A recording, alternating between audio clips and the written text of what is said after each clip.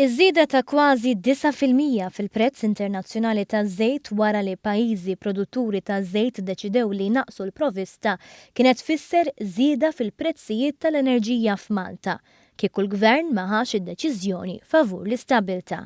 Ikkumenta dwar dan il-Prim Ministru Joseph Muscat f'Budapest fit-tmiem sensiela tal-laqgħat ma' mexxejja Ewropej.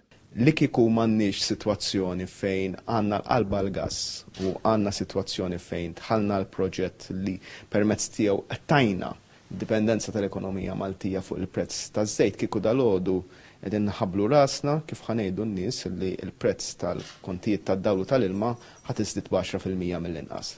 L-OPEC, l-organizzazzjoni tal-pajjiżi li jesportaw iż-żejt, ħadet id-deċiżjoni f'laqgħa fi Vjenna.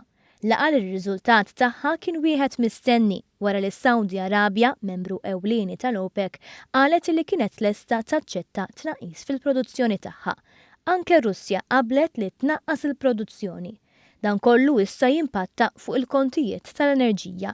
Iżda mhux f'Malta, jekk hemm il-darba il-poplu jibqa' jagħżel il-pjan tal-enerġija tal-gvern ta' Joseph Muscat. B'kuntrast l-oppożizzjoni għamlitha ċara iktar minn darba li trid li l-prezz tal-enerġija jinbidel skont il-prezz internazzjonali taż-żejt. Kieku mmorru għal sitwazzjoni li trid l-oppożizzjoni u lilu jgħid il-kap tal-oppożizzjoni anke sal-budget illi għadda li noqogħdu nixxenglu bħal qasba fir-rieħ skont il-prezz taż-żejt kieku dalgħodu poplu Malti wawċi kellu jqum bil-kontijiet tad-dawl ola. Il-Prim Ministru tenna li fiċ-ċirkostanzi li sfida tista' tkun il-prezz tal-fuel.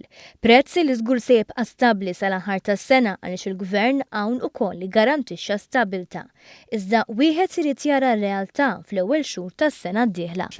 Dak li għandu x'jaqsam mal-supply taż-żejt ħadd tkun qed tinbidel fl-ewwel xhur tas-sena ħanagħmlu dak kollu possibbli biex ikun hemm l-inqas impatt possibbli għal poplu Malti wawċi imma l-aħbar it-tajba hija li minkejja dak li ddeċidew il-pajjiżi l-iktar jew wħud mill-iktar pajjiżi b'saħħithom tad-dinja mingħajr ħadd ma jindaħlilhom illi permezz tiegħu ola l-prezz taż-żejt bi kważi 10%, il-poplu Malti wawċi il-kontijiet tad-dawl u l-ilma tiegħu raħsu u ħajbqgħu irħas.